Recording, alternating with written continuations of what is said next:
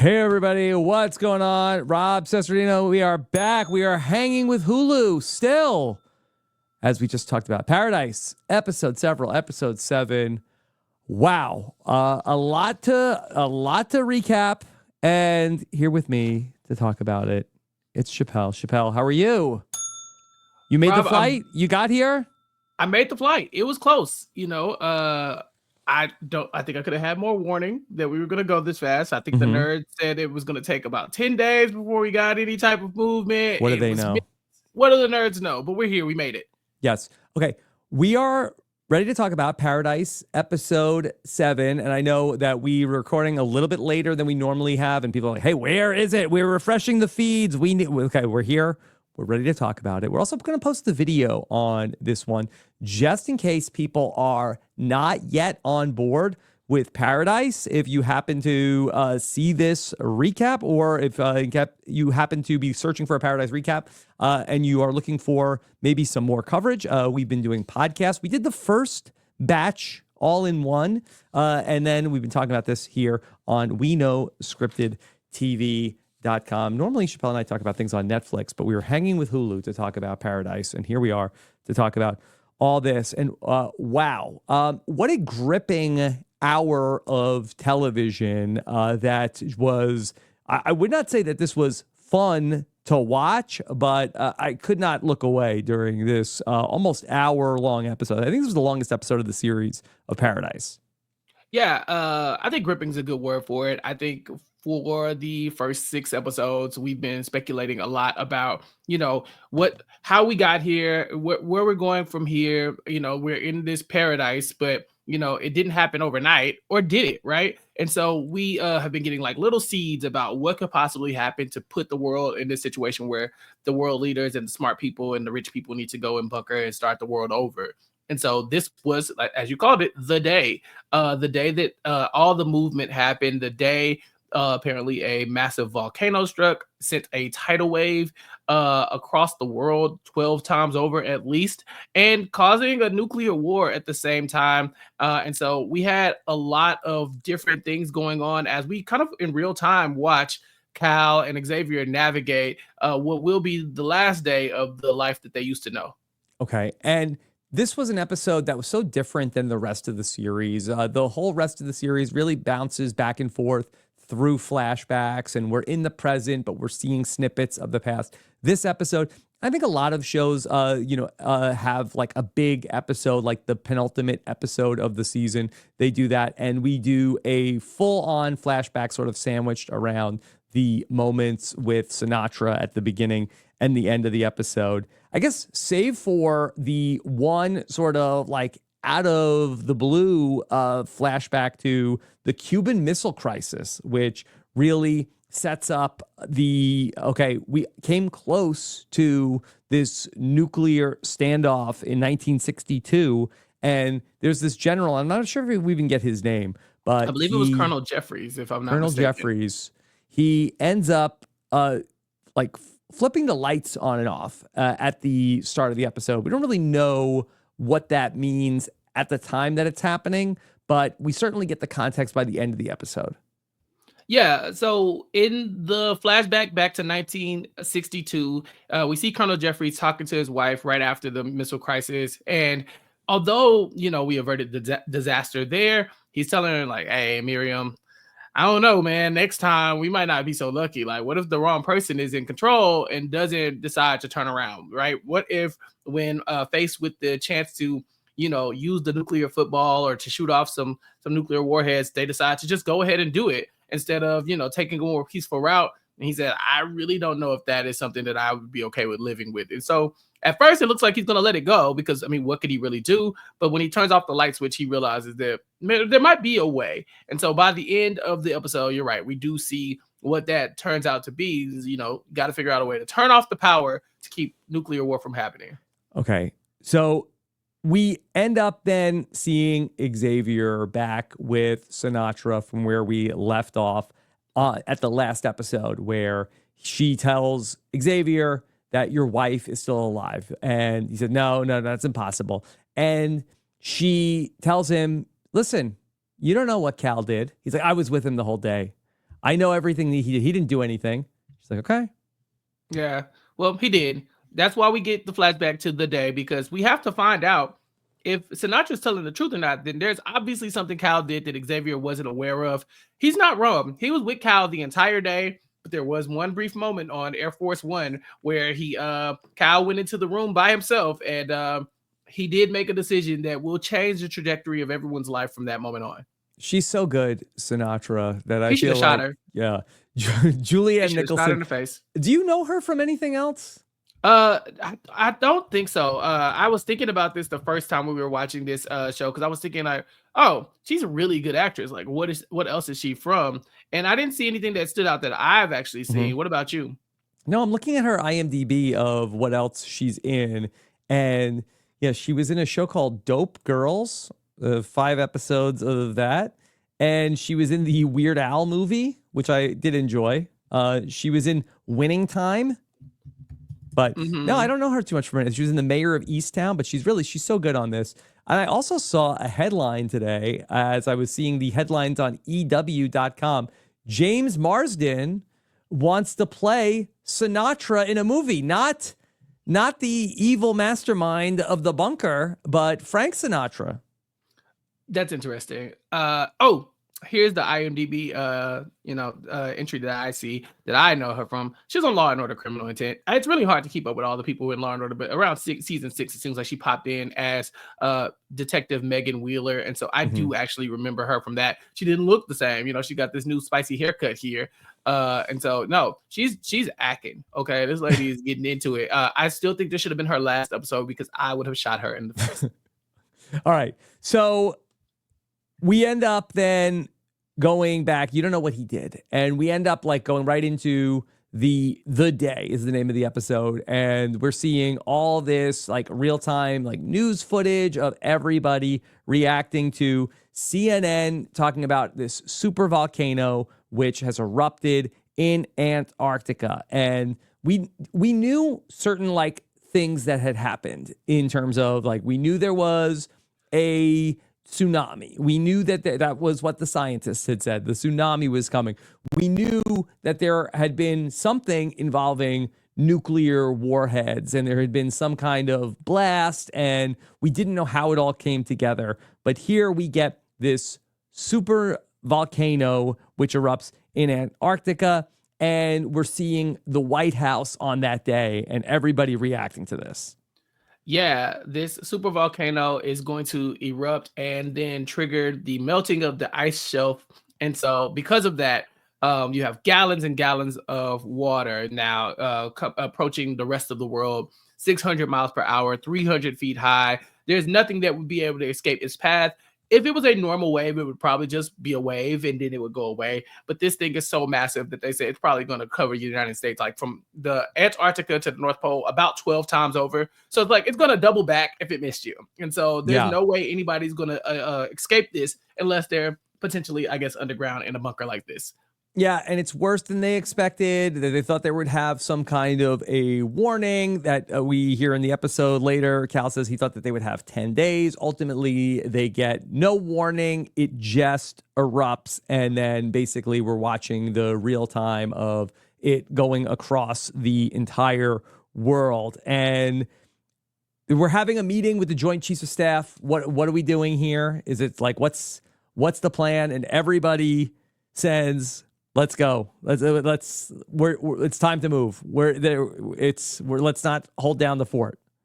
Yeah, I mean, there's too much stuff going on, right? Like, of course, the wave is probably something that people thought, like, it's coming from Antarctica. What could it possibly do to us way up here in the United States? Like, yeah, sure, some coastal cities we might lose Florida, but it's Florida. What's the worst? They were kind of acting like that, but then the nuclear element is really what I think started to make people feel like, no, we got to move, because these other countries are now looking at this potential as a land grab. Something is about to happen massively, and like people are now moving and readying their military to make sure that they're not like taken advantage of in these moments of terror and panic. So people are, different countries are starting to exchange fire, and the United States is not exempt from that if war starts.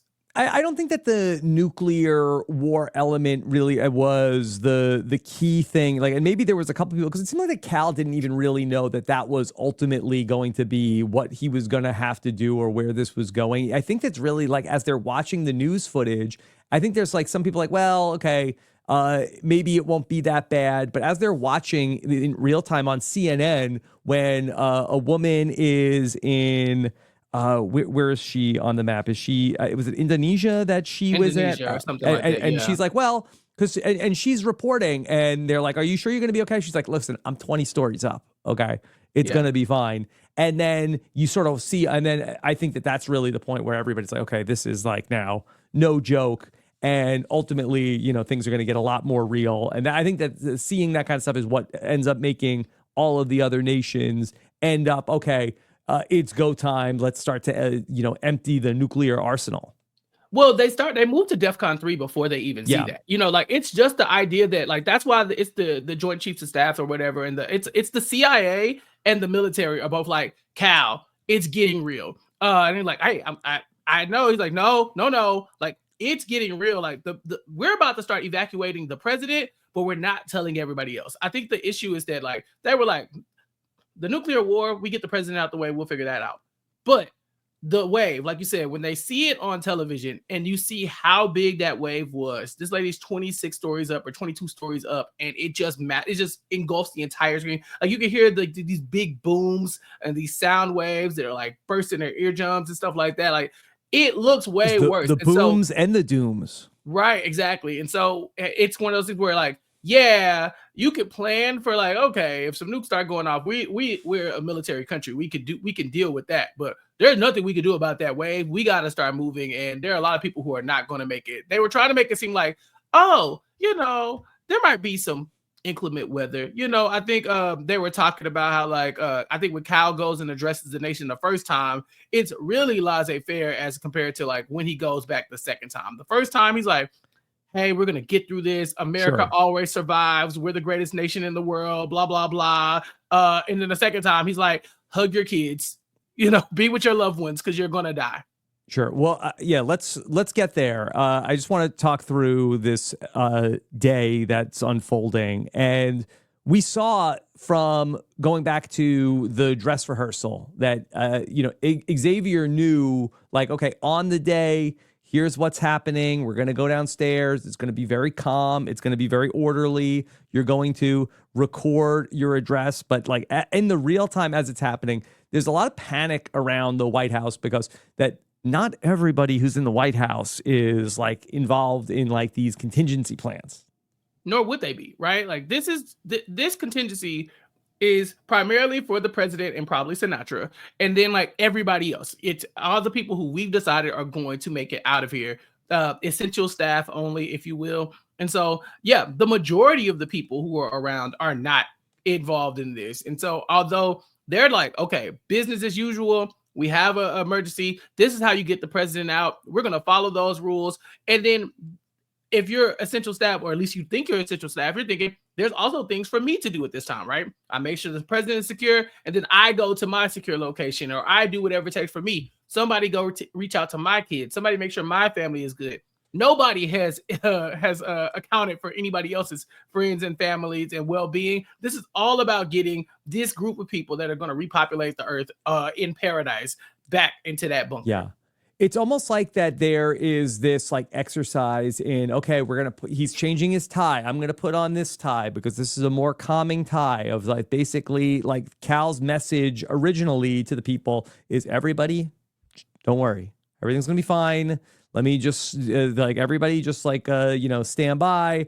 And he's allowed to then escape off to the bunker. And that was plan A in terms of how the day was going to go. But ultimately, we'll see how Cal ends up having this change of heart as, it becomes more a harder thing to walk away from. And also, Xavier is dealing with Terry, and he is not able to have full communication with her because all of the cell networks are in and out.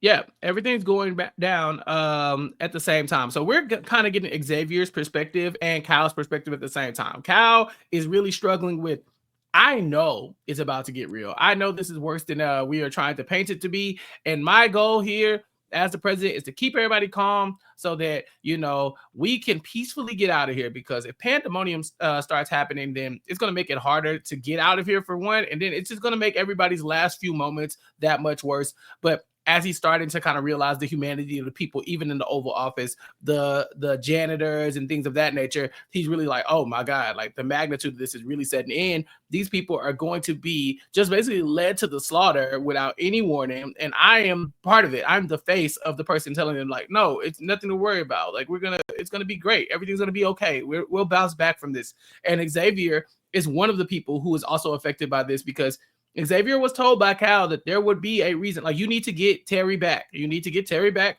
to us, get her out of Atlanta. But the sense of urgency that Cal has right now is something that no one has seen before. He is acting like a completely different person. It's really night and day from when he sits down and he's putting on his tie to the second time when he addresses the nation and he has his cup of coffee. When it comes to the staff, even the Secret Service is kind of out of the loop. Certain people, like poor Brian, it's day 3 on the job. He has no clue that he's getting led right to his death. Mm-hmm. Yeah, he's not gonna make it through the end of the episode. That Cal is also like having this like very intense day, for sure. That's an understatement of the century.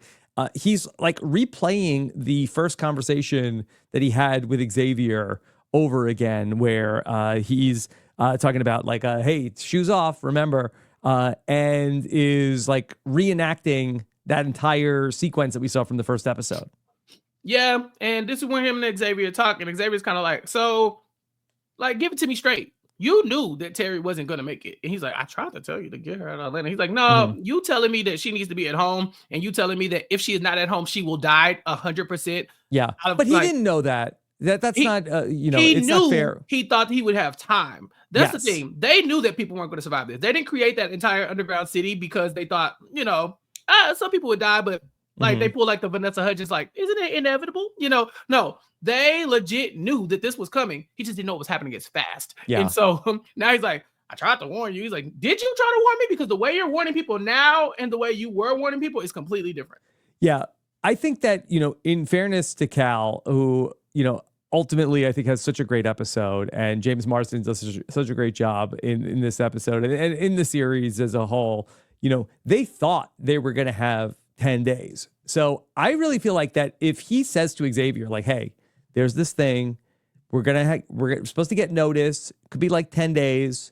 And if Xavier told Terry that, she's like, okay, well, you have 10 days. I'm still going. I'm not going to stop living my life because of what might happen. It wouldn't have changed anything if Cal told Xavier what he knew. If Cal said, your wife will die if she's not here, I think he makes a bigger fuss out of it. But he didn't know that. That's not what he thought. I think he did. I think he knew that they were going to die. I don't think you put this much effort into building an underground city. Like if it was just a bunker for us to sleep in for a week or so, but they have a whole infrastructure down there. They knew these people weren't going to make it, and they had no intention of letting them in. Yeah, but in the case of Terry, and from the research that I've done, like the scientists thought that they were going to be like, there were going to be other like warning signs. They were going to have time to get Terry back there. So I don't think that Cal thought that was a death sentence for Terry, that she was going to Atlanta and leaving Xavier's side. And see, that's the problem I have with Cal. I'm with everybody else who blames Cal for this. You knew that people were going to die. And as the president, your job was to make sure that we all stayed calm so that you can exercise this like plan that you have. And so you did. That's exactly what you did. But that doesn't change the fact that, okay, that's good for Terry, but what about the rest of us? How do you know we don't want to be with our families? Do you think 10 days is enough time for everybody to get to the loved ones that they want, everybody to talk to who they need? No, this is a Terry and Xavier and Cal issue. What about the rest of us? So but what should they have done? They should have said, hey, everybody, be honest. We're all going to die soon after this volcano goes out. We don't know when, we don't know how. Figure it out. We'll figure out a better plan for that. If you spent the resources trying to figure out a plan on how to make everybody's last days better, as opposed to how to save the billionaires, I think, this might go a little bit smoother. But they were concerned about Sinatra and her big plan and not the well-being of the world. Yeah. I don't know. I think it's a tough... and what? I would have shot Cal too. Oh. Yeah, like this is not the world you want Chappelle in. But like, what you knew? Yeah, it would have been bad for me. I just think it's tough. I mean, like, what is it? What is anybody going to do? Like, Yeah, I it's awful. totally get in terms of the, they have the whole situation with the bunker, and that it's probably the ultimate reason why they don't want to say anything about it, because the people know about what's going on in Colorado. But Mhm. I mean, I just feel like that, some kind of announcement of like, hey, imminent, like an asteroid is hitting the planet next week. What is that last week? It's probably just horrific. Like, is it, It's potentially, this. like, yeah, it's a It's this nightmare. day. Yeah, it's this day, but over and over again. Like that's what. There's no easy answer to this. Obviously, like it's doom. So it's not like it's like like I said, it's the way you present it to everybody is inhumane. Like you have poor Brian here on his third day of work, and he is here ready to give his life for the president, who is not even willing to let him on the helicopter. You mean to tell me there's no more seats? Brian can't just stand up on against the wall of the airplane and just like hold on for dear life? He can't sit in Xavier's lap. Like they've made allowances for the people they wanted to make allowances for, and everybody else was going to be a victim. And they did not feel any remorse to give these people the humanity of saying like, no, we're lying to you. Cal broke down when he saw Jeffrey, the janitor, who's like, yeah, I've been through all this stuff. Jeffrey was like, I've been through 9 administrations. I've seen it all. There's nothing you could do to rattle me. By the time Cal finished his second speech, Jeffrey was gone home because he was like, I'm not going to be here for this. Like even he, the most like calm in this moment, the most like resolute when it comes to like, hey, disasters happen, we push through, we're America, we're gonna be all right. He was gone before we even finished the broadcast. So it's just a different way of talking to people. I'm not saying I have a solution by any stretch of imagination, but no, I can only give Cal so much leeway, because if you were also preparing to take your favorite people and move on without us, I would probably be like, all right, at least you went down with the ship. You did not go down with the ship, Captain. I came away from this episode feeling like I wish Cal was a real president. I wish he was a real person. I do not. I feel no. I think that the best that you could ever hope for is that you have a leader that has like, so at least like, and Cal was not perfect, but he at least had some, at the end of the day, he had like some compassion and some sliver of wanting to do the right thing. And I think that if I would take that, 10 times out of 10. Look, I mean, there are other options, right? There's like, if Sinatra's in charge, she doesn't do this. If she's the president, she sits there, she gives like the, hey guys, we're gonna be okay, cool. She goes and gets on her plane, goes peacefully to her bunker with her 75,000 people or 25,000 people, 25. however many it was, and that's it. Like then 10 days later, we're all dead, and they're like, what happened? And Sinatra's like, oh no, what? Oh my god.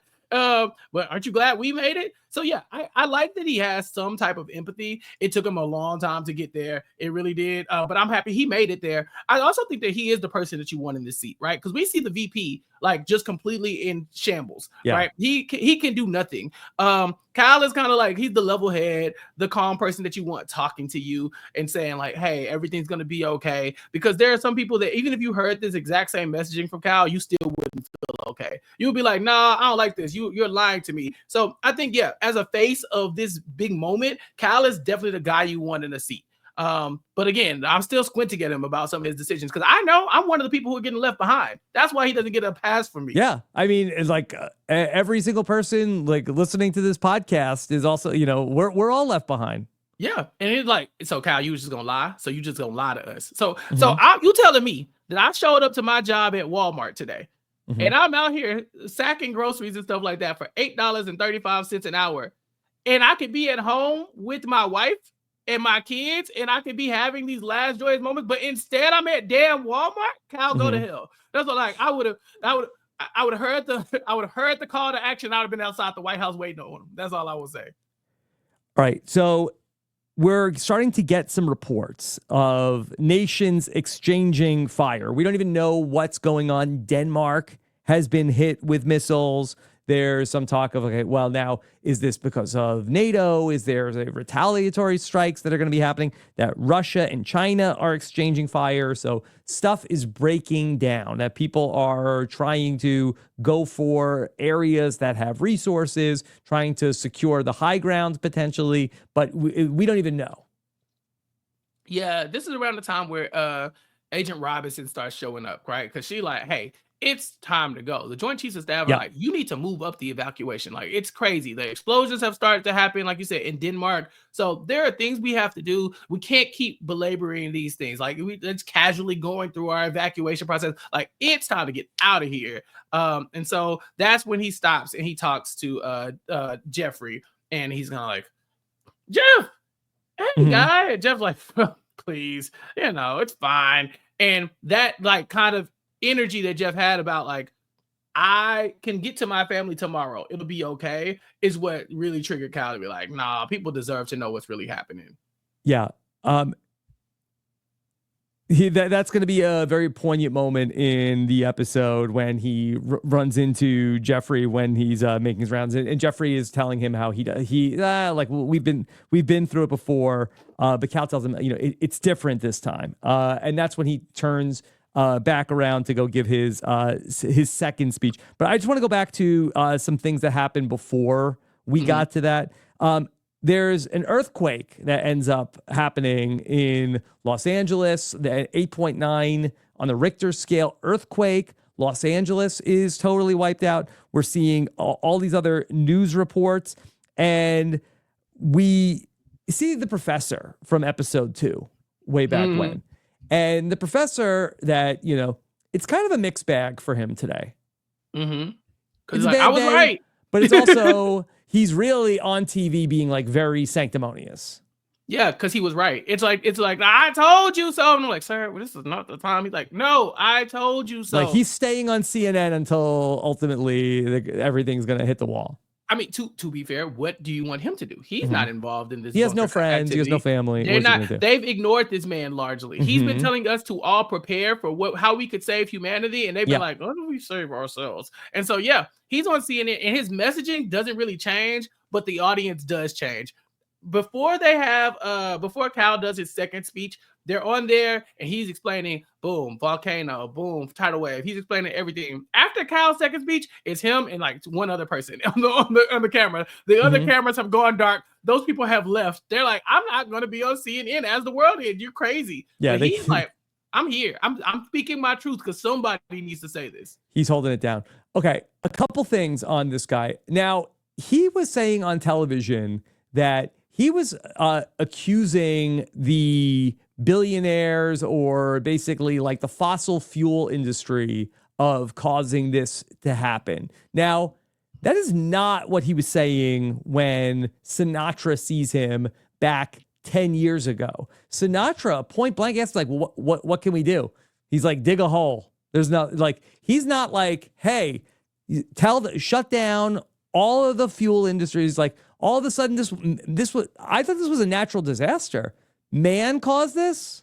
Well, I mean, they were like, well, there was nothing we could have done to prevent this. And he's like, really? You don't think global warming due to like fossil fuels and like, the way we treat the earth is not a reason why this would happen? But I don't really get the connective tissue there. They said that, like, okay, you pop the cork. Are we to imply, like, had there not been global warming, there would have been enough ice on top of the supervolcano that would have kept the catastrophe from happening?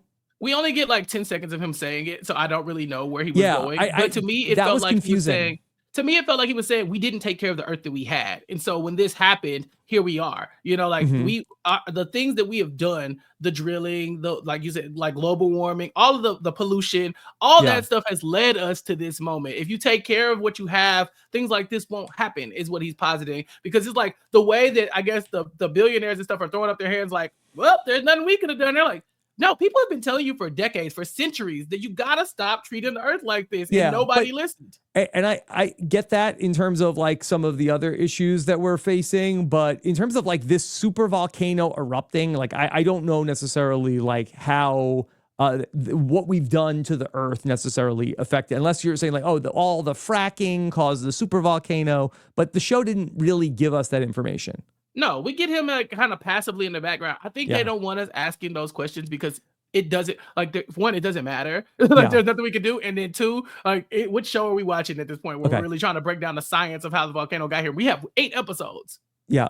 And Chappelle, at the end of the episode, we get another bombshell from Sinatra that tells us about how we don't know the identity of the killer of the president. Who did this? Is it possible somebody from the outside was responsible for this? Do you think the professor is somehow, because I'm trying to think of who do we even know that's outside of the bunker? If anybody's going to be like make preparations for what's to come to survive this thing, we've got our Dr. Logue, I believe is his name, our professor, who knew this was coming. You know, he's talking crap about the billionaires here that he, was at the conference with Cal. Is it possible? Could he be a suspect in Cal's murder? Not necessarily that he did it himself, but could he potentially have, infiltrated this with some other person to kill the president who he might blame for all this happening?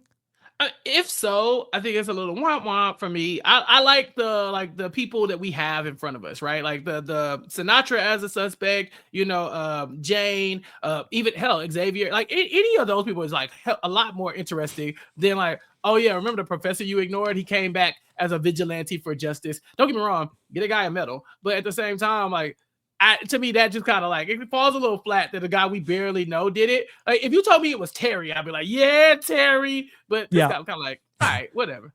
I had liked some Paradise tweets on X.com, and now my entire algorithm is all Paradise. Like, wow, Paradise. Everybody's talking about Paradise. And for the people listening to this podcast, that's probably the case. But I did see a tweet where they showed Marsha from this episode.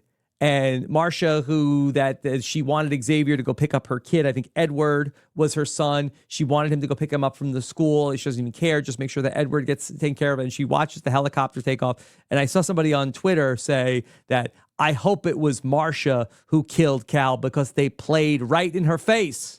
Yeah, look, that's what I'm saying. I'm with that. Whoever that was, I'm with them. Cal got what he got. Cal got it, had it coming, okay? And a lot of these people had it coming. You play with these people's lives the way they looked at Marsha in the face and were like, sorry, Marsha. She's like, I've been working here since day one. I'm one of Cal's people. He's like, not really. I guess not. Mm-hmm. And then we don't see Marsha die. That's the thing. Brian was there for 3 days. Brian killed a man, an innocent man, just in the line of duty in this episode. His 3rd day on the job. And they still didn't let Brian on the helicopter. Agent Robinson shot him in the head. Yeah. Like, hey, move on. We're doing our job. Yeah, I don't know how anybody from the Washington, D.C. area, unless they boarded some other helicopter to get out of there. And it seemed like that even the other like military Marine one or the other military aircraft, like they were going down, that they were getting hit with the sound wave. And I don't know how Marsha survived it. But we see the water up to the top of the Washington Monument. If it's Marsha, she's the true hero here because the next episode, because the next episode or the season premiere of season 2 needs to be how Marsha did it. How did Marsha get her flashback ass episode into the? It needs to be called Marsha. Okay, so it's like the helicopter takes off. She's sitting there, kind of calmly watching it go. Tear drop from her eye. She tries Edward one more time on his cell phone. He doesn't pick up. She closes the thing, and then she just like grabs somebody's Secret Service vest and puts it on. And then we have Marsha the mercenary, the Martianary, and then she's on her way down there. Yeah, let it be Marsha, please, let it be Marsha. Okay, so Cal, after he has the conversation with Jeffrey, he goes back to the Oval Office. Like, well, flip it. We're going back on TV. Let's go. And he gives a speech to the nation. And he tells them to make decisions on where you want to be right now. He talks about how the people are inherently decent. And he hopes that you can find that decency and that love now. And he wishes them good luck. God bless you and good luck. Peace. Yeah. And Jeffrey, we see now, has left his post. He gone. He didn't even finish the broadcast. He was like, most presidents, I think to this point, like Jeffrey had said, I I've seen it all. I've sat through these administrations, so he's heard tons of presidential addresses where they all are the same, right? Like, my fellow Americans, blah blah blah, hope, prayers, all that kind of stuff. We're gonna be okay. This was not that. This was, hey, I see y'all when I see y'all, if I see y'all, but peace. Mm-hmm. And so I think he caught on about halfway through there, like, oh, I think I need to go home. This maybe I should see my granddaughter before her birthday tomorrow. And now things have become incredibly dire for Cal as he is trying to make his way out to the helicopter. And so we're seeing now that Xavier knew this was going to happen. He is telling Brian to guard the door, and everybody from the White House staff is saying, like, wait, hold on, where are you going? We're coming with you. He's like, preposterous. No, you're not. When Cal sits down to readdress the nation, after talking to Jeffrey, it's so funny because he's like, can I get a coffee? And the wait staff comes and like, it's been an honor serving you, Mr. President. And I'm like, you got me effed up. Cal, you think I'm serving you coffee and you about to tell us that I'm not even coming? Can I at least be your designated barista? Well, I don't think he knew that yet. It's an honor to have served you. Sounds like I'm about to die. Like that to me, it sounded like, hey, this is the tap out. And even if he didn't, you give him his coffee, and then seconds later, he's like, and you're about to die. I'm turning back around like, hey, Cal, can we talk about that for a second? Can I just have your ear? No, you do not have people working there for meager wages on the last day of their life. No, don't like it. Okay. Well, we've got Xavier trying to lead the group out of the Oval Office. Also trying to get a hold of Terry, who's calling. He ends up dropping his phone at one point. Yeah. Also, these clowns in the background taking down the paintings and stuff like that was really getting under my skin too. Excuse me? Well, we talked about the painting. Like, well, how did they get the painting from there? And, when there's not enough room for all these people, when we're loading up the paintings, that did seem a little tone deaf. Yeah, a lot. Like Brian even said it, like, why are they taking the paintings down? It's like, Brian, they like the paintings more than they like you. They're more. The paintings are more important to world history and into the survival of what we got going on than you are. Goodbye. Yeah. Well, the walls will be very empty if they don't take some of the paintings. Yeah, that's true. We couldn't possibly paint more. These are precious paintings. And paint's probably limited in a bunker. Like where are we getting paint from? Yeah. And do we even have any good painters? Right. Of these billionaires, do any of y'all have any skills? Can any of y'all paint? Anybody, can y'all draw? They must have like some people that are like who've painted the city. So they must have like some people that like hopefully they can.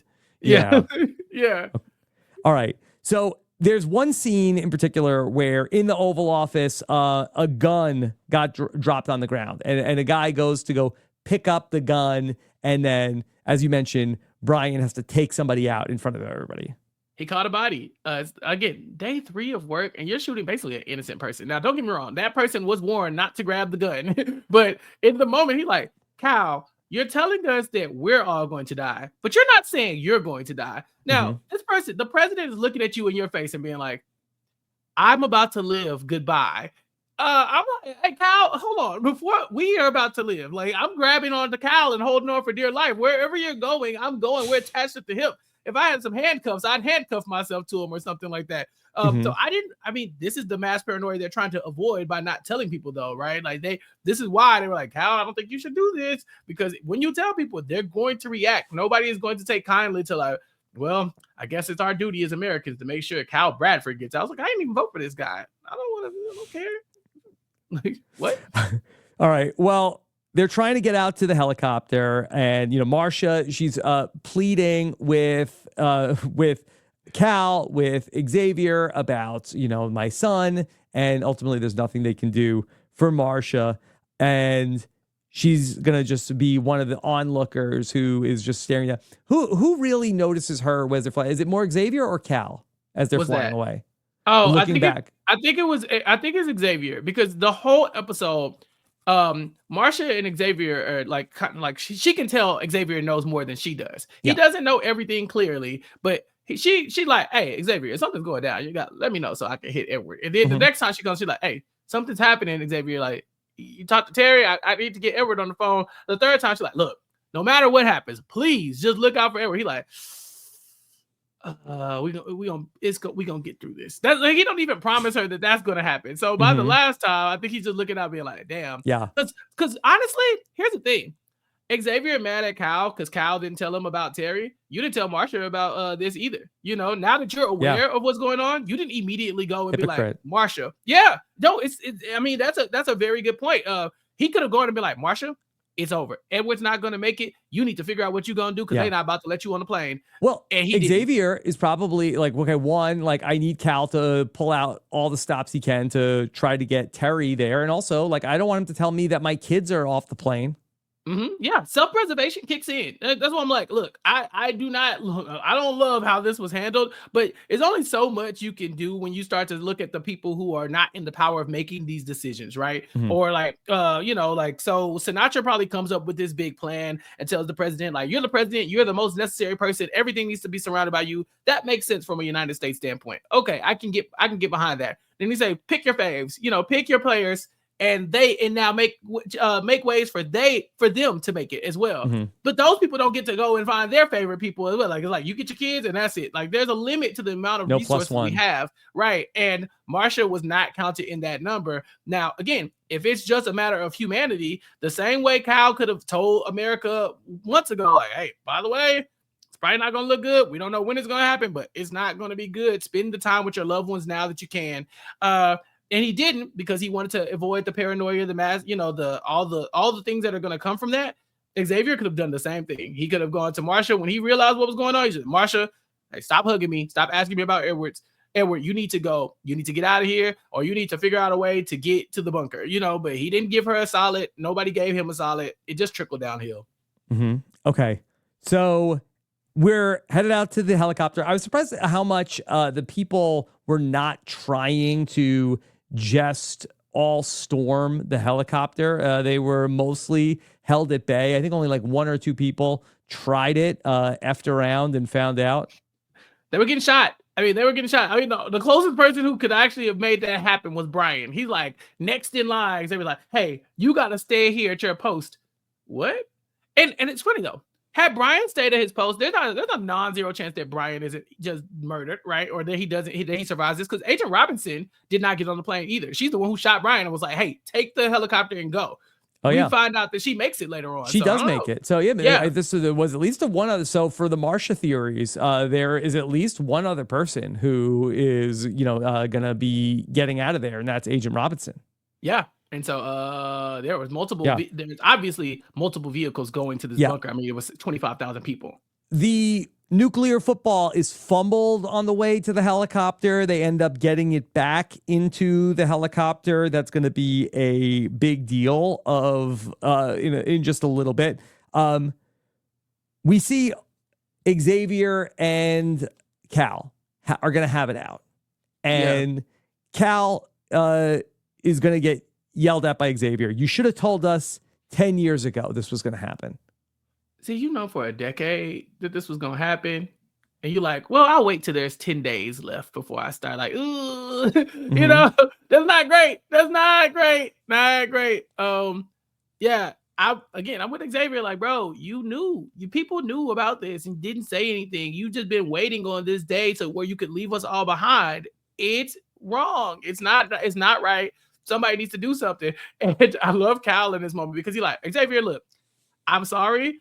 You can get on the plane or you could not. You could give up. Look, honestly, if you're so honorable, give up your seat right now. I will happily put Edward on the plane in your spot. But somebody need to take care of your kids, or do you want me to put them off the plane too? And Xavier chose his own family over somebody else's. Like in the end, he had to preserve what was near and dear to him. I still think Cal is dead ass wrong, but once you're in this spot, why are we quibbling over who is right and wrong? Get on the plane or get left behind. Okay, so we need to start to figure out what we're doing next, because Cal is getting alerts about, by the way, these other countries have fired nuclear weapons, and they have to figure out what to do. What to do next. And I really feel like that Sinatra, in all of her planning, she talks to Cal and she says, yeah, you know what? In all of our scenarios that we did, it always ended up in, global thermonuclear war and You're going to have to launch all the nukes. And I kind of feel like that she should have brought Cal in on this sooner. But how What did do he you not think? know this? How did he not? Yeah. Yeah, like, but that's the thing. How did he not know this? Why do you need the nuclear football then? Well, Like, why do you have it? I don't know. I guess that he's the only one that can do it. Yeah, but why do you have it? Like, why didn't you just leave it? You know, like if you didn't think that nuclear war was an option, then why are we so like we fumble the nuclear football? We make sure it gets to the plane. I thought you were going into a bunker. Why do you care about the nukes? Well, I think that the nukes are going to hit Denver. Again, you're going into you're going into the bunker. You're going to start a nuclear war, and then you're going to go into the bunker. Like you're going to hit the football and then go into hiding. It's like if you're going into hiding anyway, you're going to dodge all of. I'm assuming you're going to be immune from whatever this nuclear thermonuclear I don't know. war is. Well, I think that the issue was that the other countries are firing nukes, and also that they could potentially, if there are any nukes still out there, they could fire them at Denver. Yeah, so that's the thing. He took the thing knowing that you would need nukes. It's not like I can't imagine that he's completely left in the dark about this. Yeah, I mean, and you pointed to it earlier. They're at DEF CON, whatever. But it seemed to be like that this was a foregone conclusion that Sinatra had that, okay, Cal is going to have to like launch the Earth into nuclear Armageddon. That's part of our scenario here. But it seemed like that they rehearsed everything, seemingly except for him knowing that this is what he was going to have to do. And I don't know if they were just counting on, okay, Sinatra's going to come in here and she's going to have a sales pitch to Cal of like, hey, Cal, by the way, we always knew this was going to happen. You're going to have to hit the red button now. Yeah, and I don't know, like to me, I never read that Cal didn't and when I was watching it, I only watched it once, but like maybe I didn't pick up that he didn't realize that this was a thing he was going to have to do. I assumed that he knew that this was coming, and he was just kind of like belaboring over the decision while she's like, press the button, like it's time, press the button. I guess she didn't know. Clear. And we got to rewatch the scene to think about like what was he, because he ends up playing the blue card and not the red card. And was this something that was on his mind from, this whole time that he was going to do instead of, or is this sort of like a last second switch that he ends up coming up with? See, to me, it felt like a last second switch. To me, it felt like he was okay with going along with the script. And then everything shifts once he talks to Jeffrey. When Jeffrey's kind of like, everything will be okay. The presidents in the past have never led me astray. I've been okay, blah, blah, blah, blah, blah. And then he goes and he shifts his whole messaging and he starts talking about the humanity of everybody else and this, that, and other. I think that's when he's really like, yeah, like the plan was this, but I can go a different way. I think this is when he starts to second guess himself. I've thought about this. Do you think it was Jeffrey or do you think it's that Terry didn't make it? Do you feel like that he is like, okay, if I do the red card and I launch the nuclear weapons, then nobody out there has a chance. But if I play the blue card, that the people who didn't make it here today, at least look, it's bleak, but like they have some chance instead of zero chance. It's probably both things are true, right? Like I think Jeffrey gets the ball rolling on this idea that these people have families and lives and faces, and they're not just nameless Americans who I have to leave behind because I'm the president and I have to make hard decisions or people die. You want me on that wall, you need me on that wall, I'm on that wall, right? That's kind of where he is. And I think once you have the Jeffrey moment, once you have the Marsha moment, once you have Brian getting killed, once you see Agent Robinson shooting people down outside the elevator, like things like that. He started to like, oh God, like what am I doing? I'm really doing this and deserting these people and leaving them for dead with no hope at all. And of course, now he's sitting next to Xavier on the plane, who's like, what the hell? Yeah. And so I think all of those things compound to like, nah, not like this. Okay.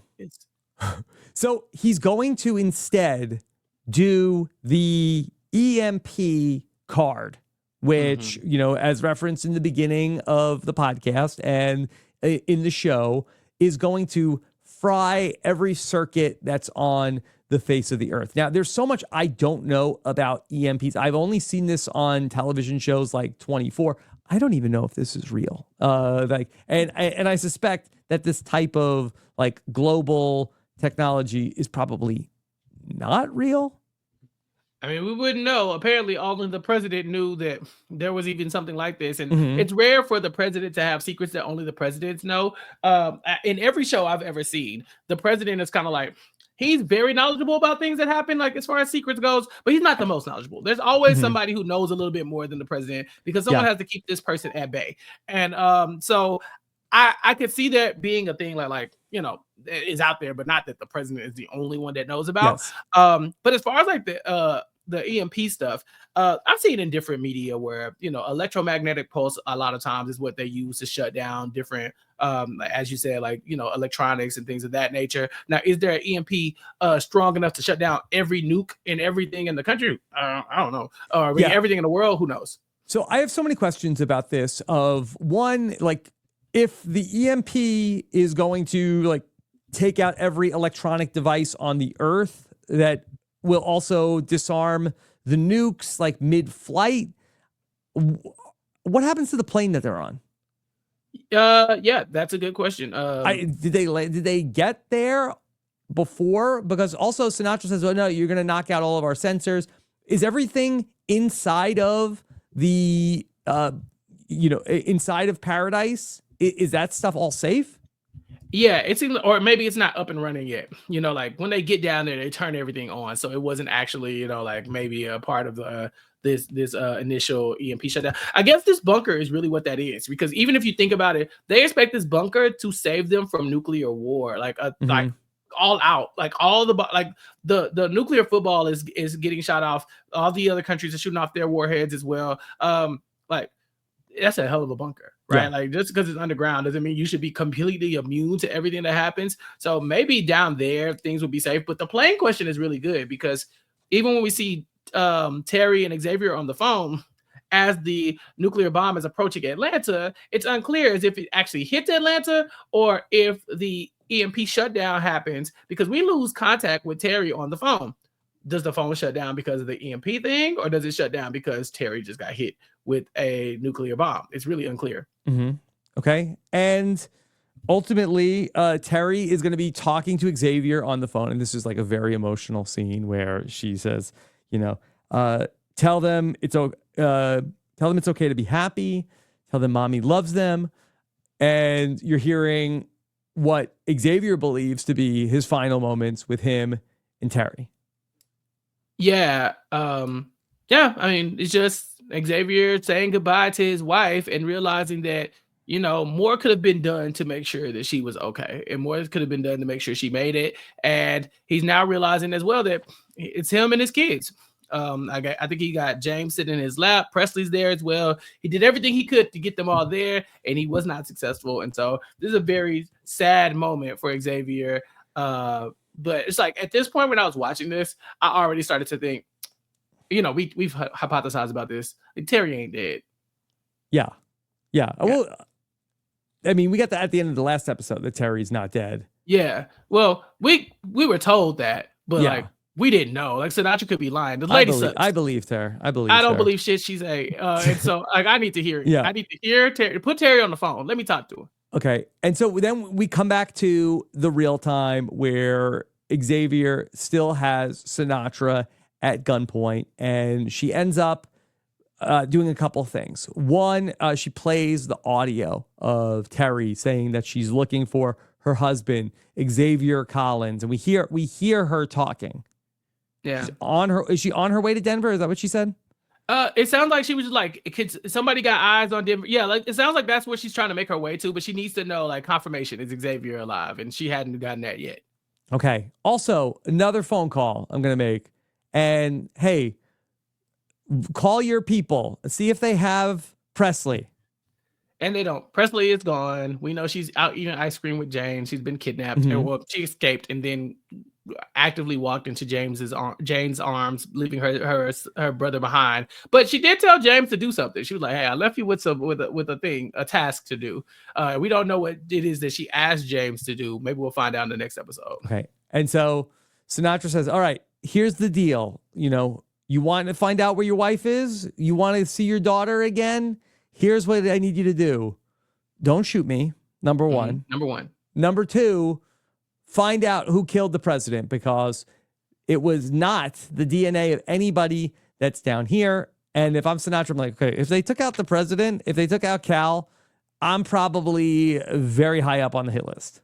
Yeah. Xavier should have shot her. Yeah, I mean, you ain't got to kill her, but shoot her in the leg or something. Like, because she act like she got all the leverage here. I'm like, no, actually, Sinatra, you have a daughter too. So I shot you now. So if I don't see my daughter, you won't see yours. Like, I'm just thinking, like, Xavier, it sounds like she got you over a barrel, but I really think there's more leverage in that bullet. I think you'll be okay. Sinatra seems like, if nothing else, she loves self-preservation. Like, that's kind of her superpower. It's like, how do I survive this? As we can see, she came up with this whole bunker situation. Anything to keep her from losing another child. Oh, I would have shot her right in the shoulder. Right, boom. Well, at the end of the episode, we have heard all season long, like, she's not a monster. She's not a monster. And it's Sinatra who's the person who says, maybe I am a monster. Yeah, she started off the episode being like, now look, I sound like a Bond villain, but I'm not a monster. And by the end, she's like, I'm kind of holding you hostage to make sure that you go do my bidding and then also fix the paradise back to the way it was. It's kind of monstrous. It's like, this is the moment you realize that you're a monster, lady. You suck. Shoot her again. Shoot her for me.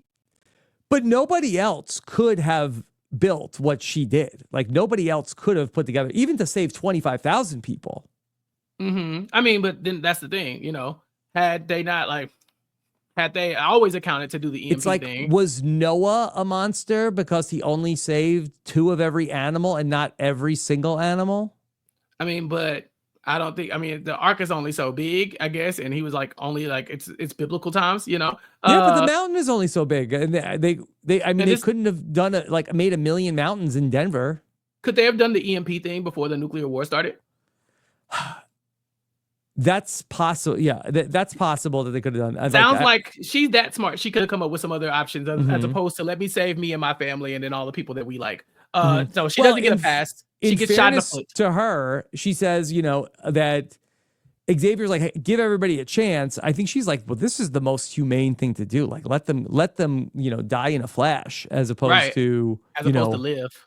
As opposed to like live and suffer in what is probably like a horrible nuclear winter of no food, die a slower. Listen, take me out in the nuke. Oh no, I would like to be Terry in this situation. If anybody's listening, please give me a chance. Let me stay around. I would like to. I told you, I don't want to be in the bunker because that's not going to go for me. But if I'm out in the nuclear winter, at least I can try to fend for myself. This just feels like Sinatra took. I would say again, self-preservation is her thing. I would have shot her at least in the toe. She's not walking out of this room without getting shot. Right. Somebody catching a bullet. Let's talk about what we're going to have in the episode 8 finale. By the way, we didn't even talk about Paradise renewed for season 2. We did it. Yeah. We got a new season coming. We're back. I need the Marsha storyline now. Okay. Marsha the mercenary. I want it.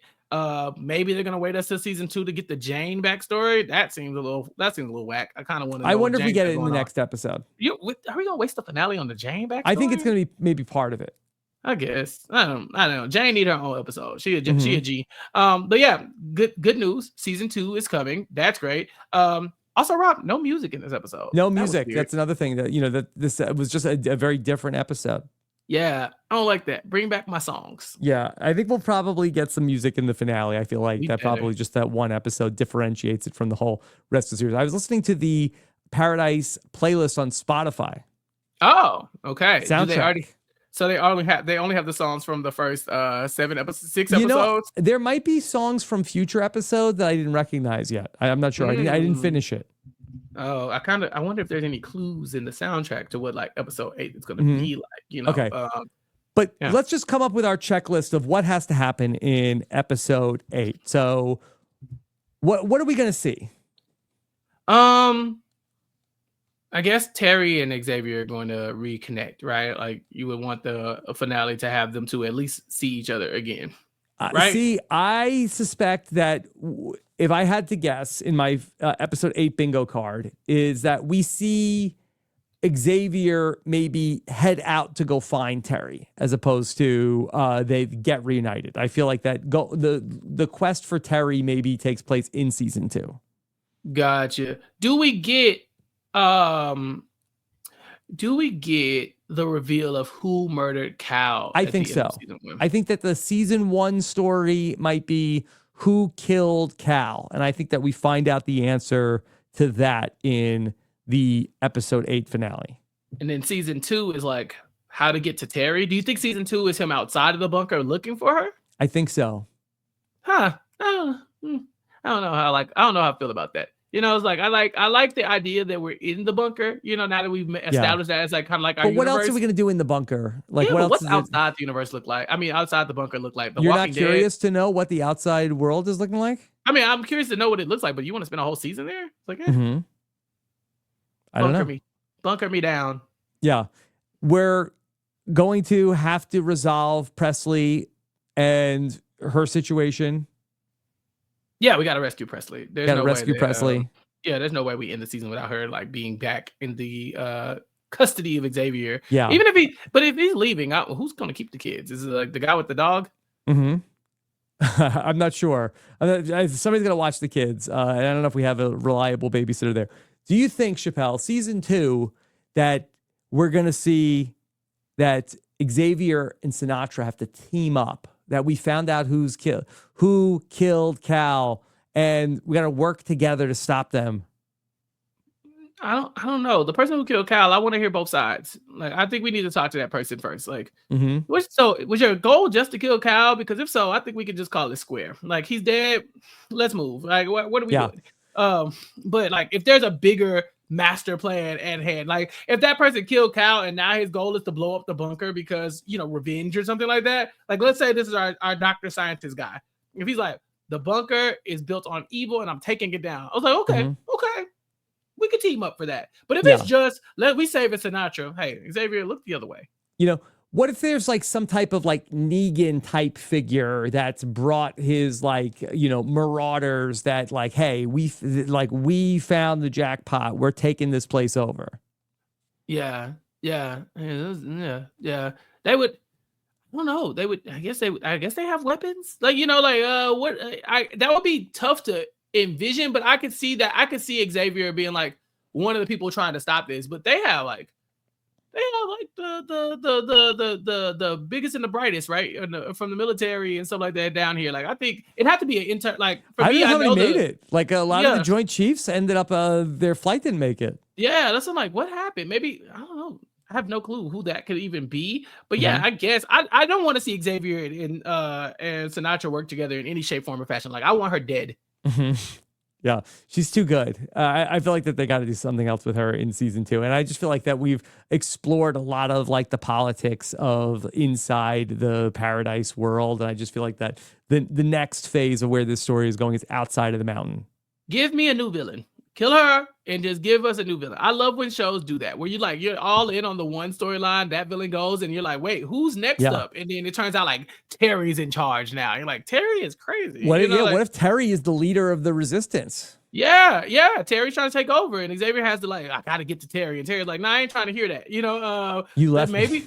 Yeah, or maybe not. Sometimes you have to make a scene, Xavier. Right, and she's kind of like, Xavier, come with me. You grab the kids and come with me. We got a whole different situation going. Xavier's like, I just can't leave my post. What about all these people Sinatra told me what happened in the shower with the therapist. Right. Hey, if you don't hey, what's going on with you and the therapist? Answer me. And he's like, I mean, we just had a moment. She's like, okay, you don't like her, then kill her. So what? He's like, yeah, prove it. People just dying left and right, huh? Yeah, okay, cool. Now get rid of her. What's the worst that can happen? I don't know. I don't think there's something to explore there, I'm sure. Okay. Anything else with one episode of Paradise to go? Bring me back my music. I need a song. How do you end this season without like a good, strong song? Like we had the Eye of the Tiger moment, which is a great moment. Obviously, we've had the Every Rose Has its Thorn. Like, there were big moments connected to this music. This episode, we didn't get any music. What is the song choice, Rob, for the last episode? Like, where do you go with this? Because is it like it's so hard to say because we couldn't have predicted so many of the different songs that they did. So yeah, I don't know. I mean, like, we heard Sinatra for Sinatra. We haven't heard any Elvis songs for Presley. I wonder if that there is an Elvis song that comes up in the finale. It's gotta be one. I can't remember. I really wish I could give them credit, but somebody had commented that "Eye of the Tiger" was also the song that was used in the episode where they talked about Tiger Woods and his dad, and I thought that was pretty interesting because we missed that when we were Yeah. talking about it. So yeah, there's a song out there somewhere, Paradise. You bring me my song, and it better be good. I have high expectations for this show now. All right. Well, this has been so fun to get to talk about this. I'll be sad when Paradise is over next week, but we'll be back to talk about the finale one more time here in the Nothing But Netflix feed, hanging with Hulu. And of course, so much else going on here, not only on RHAP, but in the scripted TV podcasting as well. Talking about White Lotus every single week with Josh Wigler. You can hear that right here. We know scriptedtv.com. Chappell, what other exciting things are you working on? If you came here because you like Paradise and you've never heard of the Nothing But Netflix podcast, go subscribe to Nothing But Netflix, please. It's our podcast where we talk about a different Netflix show every week. Sometimes we break rank and we talk about Hulu shows if they're really good, like Paradise. But yeah, come join us over here on We Know Scripted TV or RHAP or Nothing But Netflix. Just go to Nothing But Netflix, subscribe on all whatever podcast platforms you have, and keep up to all our content over there. And then while you're over there, subscribe to Recap Kickback. It's my podcast where I talk about what I want to talk about. YouTube.com/@recapkickback. You're already on YouTube. Go over there, hit that like button, hit subscribe, show some love because we got a lot of content coming your way as well. And we even have wrestling content over there. This week is the Elimination Chamber. Matt and Mario are going to be talking about their reactions from the Elimination Chamber on Sunday live on YouTube. Check that out. Check out our Brant Steele where we simulated a Survivor season with Black cartoon characters for Black History Month. It's a great time. And then stay tuned for all the rest of the stuff we have going on Recap Kickback as well. All right, we'd love to hear what you have to say in the comments here if you're watching us here on YouTube on We Know Scripted TV. Thank you so much for joining us. Take care, everybody. Have a good one. Bye.